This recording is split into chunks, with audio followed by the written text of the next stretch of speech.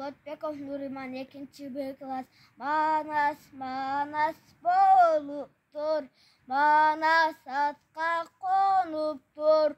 Улук жашын сурасаң, 12-ге толуп тур.